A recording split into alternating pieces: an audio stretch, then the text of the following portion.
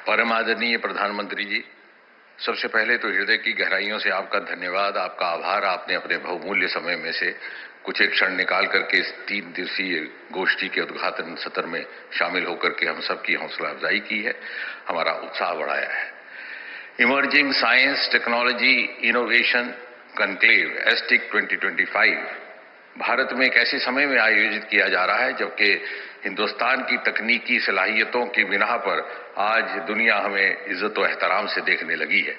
आज दुनिया का हिंदुस्तान के बारे में नजरिया बदला है और मुझे विश्वास है एक दिन इतिहासकार भी इस बात का विश्लेषण करेंगे कि ऐसा क्यों कर हुआ कि हमें आजादी के बाद 70 साल इंतजार करना पड़ा इस सुखद अनुभव का, क्योंकि इस देश में कभी भी प्रतिभा की कमी न थी। हमारे वैज्ञानिकों में, हमारे शोधकर्ताओं में प्रतिभा भी थी, काबिलियत भी थी, मेहनत करने का मादा भी था, आंखों में सपने भी थे, दिल में अरमान भी थे, लेकिन शायद अभाव था साधनों का, एक अनेबलिंग इकोसिस्टम का। याद कीजिए विक्रम साराभाई की वो तस्वीरें जब वो अपना कुछ सामान बाईसाइकिल के कैरियर पर लेकर के जा रहे हैं, और इस अभाव की पूर्ति हुई सन 2014 में प्रधानमंत्री मोदी जी के आने के बाद। प्रधानमंत्री जी, आपने विज्ञान और नवाचार को सर्वोच्च प्राथमिकता दी।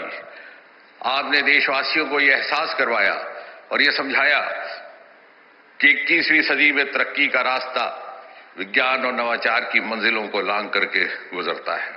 आपने देशवासियों को यह भी समझाया कि विकसित भारत के शिखर पर पहुंचने के लिए लाजिम है हम ग्लोबल बेंचमार्क्स पर पूरा उतरें, हम ग्लोबल स्ट्रेटेजीज का पालन करें, और आपने ये भी एहसास करवाया that the age of silos is over. Private और पब्लिक सेक्टर की दूरियां खत्म कर दी गई और whole of government and whole of nation के मंत्र को लेकर के हम आगे बढ़े। और आपने ये भी एहसास करवाया कि हिंदुस्तान की अर्थव्यवस्था में वैल्यू एडिशन के लिए जरूरी है कि हम उन सेक्टर्स पर तवज्जो दें जो अभी तक न पूरी तरह तराशेंगे न तलाशेंगे। आपने लाल किले से आह्वान किया startup India, stand up India, और देखते ही देखते हम 1,70,000 तक पहुंच गए, दुनिया में तीसरे दर्जे पर आन खड़े हुए। आपने लाल किले से गगनयान की बात की, आपने लाल किले से बायोटेक्नोलॉजी बायो E3 की बात की, आपने लाल किले से वैक्सीन की बात की, आपने लाल किले से डीप ओशन मिशन की बात की, और नतीजा ये कि हम फ्रेजाइल 5 से चौथे दर्जे की इकॉनमी बन गए। हम स्पेस इकॉनमी में नाम निहाद थे, आज $8 बिलियन पर खड़े, और अगले 7-8 सालों में 4-5 गुना बढ़कर के 40-45 बिलियन हो जाएंगे। हमारी बायो इकॉनमी मात्र $10 बिलियन थी, आज तकरीबन 200 बिलियन, और बहुत ही कुछ ही समय में, कुछ ही सालों में 300 बिलियन। हम ग्लोबल इनोवेशन इंडेक्स में रैंक 80 से रैंक 38 पहुंच गए, और बायो मैन्युफैक्चरिंग में इंडो पैसिफिक में तीसरे दर्जे पर आज हिंदुस्तान के बनाए हुए heart valves, devices, medical implants दूसरे देशों में जाते हैं। लेडीज एंड जेंटलमैन, हमने वो जमाना भी देखा और आपने भी देखा जब एक सफल प्रयोग किसी और देश में होता और यहां उसको पहुंचते पहुंचते 10-15 साल लग जाते। याद कीजिए टेलीविजन के मिसाल को। अमेरिका में टेलीविजन 1950 के दशक में देखा जाता था और यहां दिल्ली राजधानी में पहली बार चित्रहार 1970 में देखने को मिला। लेकिन मोदी काल में परिस्थिति बदली है। हालांकि अमेरिका ने मानव को चांद पर 50 साल पहले उतारा था, लेकिन ये हमारा चंद्रयान था जो चांद से पानी अथवा जल के होने का प्रमाण लेकर के आया और इस कल्पना को प्रेरित किया कि शायद चांद पर मानव जीवन की संभावनाएं हो सकती हैं।